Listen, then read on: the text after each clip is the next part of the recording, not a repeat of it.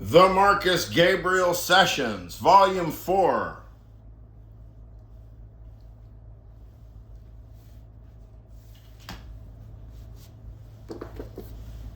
Critchley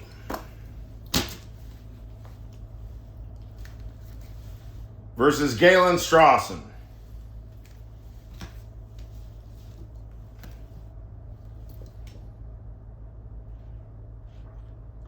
Now, I should not do the divination thing. We should really pick for real, because I tend to want to just do I Ching or something and roll the dice. That's what I need to get, dear professors and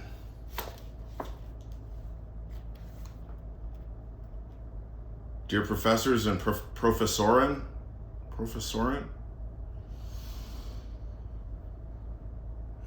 Multi-sided die for philosophy. Multi-sided die for philosophy.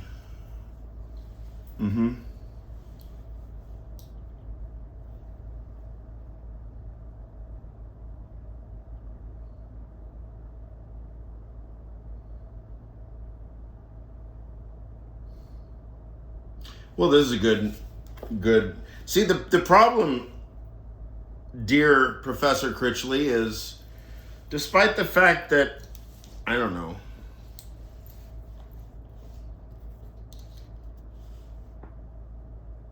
despite the fact that I have umbrage because I'm jealous of your fame and fortune, nevertheless, we are fellow travelers and kindred spirits, and ultimately, I hope you understand that everything is in good, clean, agonistic, good faith.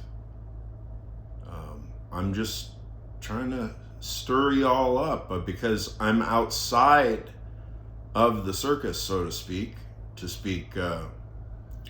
Le Carré for a moment, I am placed outside of the circus. I was never in the circus, right? Y'all never let me in. So when all this shit is going down, we're seeing everything crumble to the ground. I feel like I've got some intellectual and spiritual tools that I would like to put to use. And I'm rather shocked, I think would be the word, not surprised. I'm shocked that there seems to be no one philosopher willing to put themselves on the line for the sake of the academic system that produced them, especially those of us who have been produced thoroughgoingly through and through by the U.S. academic system. Okay, so this is from Professor Critchley's book, Mysticism, page 73. Middle of the page. It is also not simply the case that male monks were documenting the mystical ecstasies of illiterate women, period. The sexual politics at play in mysticism is much more nuanced. For example, Henry Suso's circa 1295 to 1366 remarkable autobiography, The Life of the Servant, the first such book in German and very widely circulated, only exists because it was written by his, quote, spiritual daughter, Suso's disciple and novice, Elsbeth Stagel, S-T-A-G-E-L, pardon me, Professor Critchley.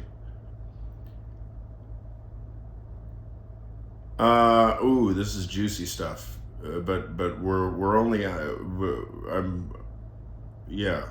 this,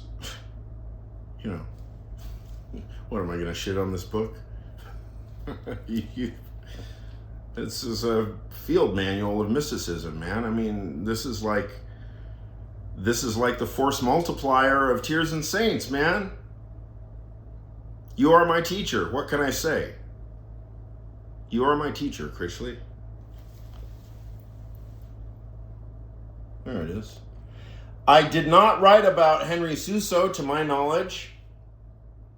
I did not write about the life of the servant. Obviously, I've never seen the name Elsbeth Stegel. So now who's full of shit? The student. The student's full of shit. Obviously. See, I guess I kind of realized that I have literally nothing to lose, because if I make an ass out of myself for y'all, it's not like you're paying attention anyway. But if somehow it dawns on somebody that this is actually a fucking philosophico-semantic beast of a machine. Look, somebody just want to keep me around just for my fucking bad jokes. I mean, look, philosophy can be tedium and dry. Philosophy can be tedium and dry and can boring. But with me, at least I make bad jokes. I've had to. I've been forced to become a bad comedian because I'm a bad philosopher, right? I'm a misfired philosopher, right? And a bad comedian by necessity. So when the philosopher with no talent is driven to become a stand-up comic with no talent, that's when you know the society is in trouble.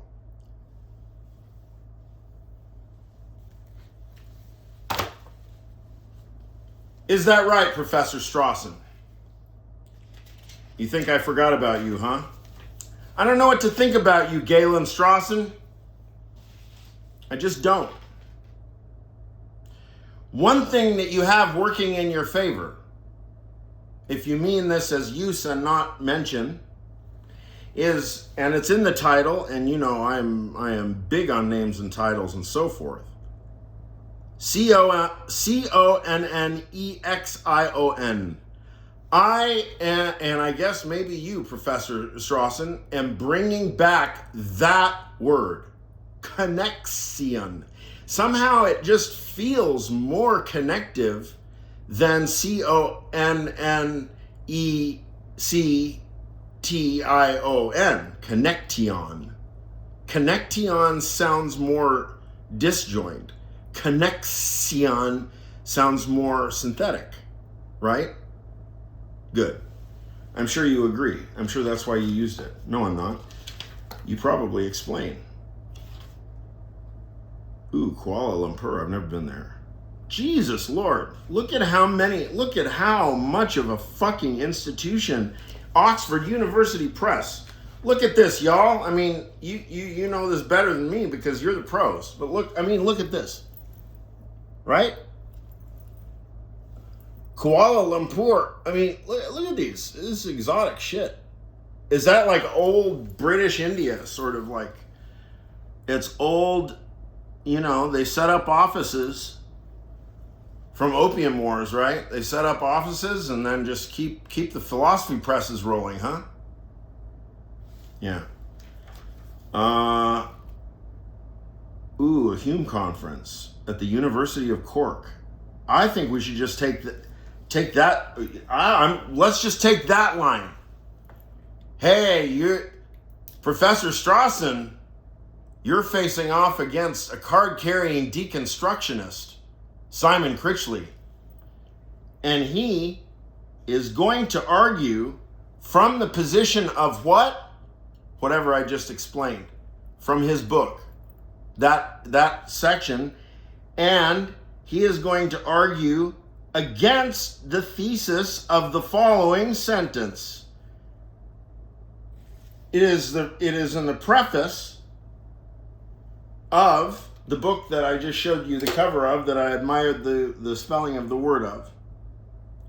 The sentence reads as follows. What page number is it? I guess it's even though it's not marked, the following page is Little Roman 8 is the following page on the preface. Little Roman 8. And so I guess that this is Little Roman 7, so I'll just write it so that when we cite this, let's see, Little Roman 7. There we go. There we go. Why wasn't it numbered? Is that like not the proper Oxford convention, Professor Strawson? Little Roman 7. There we go. Okay, so that's the line. And the sentence is as follows. Now this is your counter argument, Professor Gabriel. This is your counter argument that has been loaned to you by Professor Strawson. You will wield this counter argument vis-a-vis. No, that's not how it works. No. Strawson and Critchley have to face off, and the winner then something. I'll have to figure it out. Maybe by then Professor Gabriel will have some ideas. Maybe y'all will have some ideas. Okay, here's the sentence anyway that I keep telling you that exists. Parts 2 and 3, that's numerals 2 and 3, parts 2 and 3 are a revised and considerably expanded version of a paper delivered in 1999 at the Hume Conference at the University of Cork in Ireland, with a footnote. It includes a footnote, so, you've got, it's, oh, yeah. The footnote saves the whole fucking thing, because it was just going to be a passing kind of explanatory contextual remark. And look what the footnote says. 2. Hume on himself. A version of this paper was published in Festschrift for Ingmar Persson, Strawson, 2001.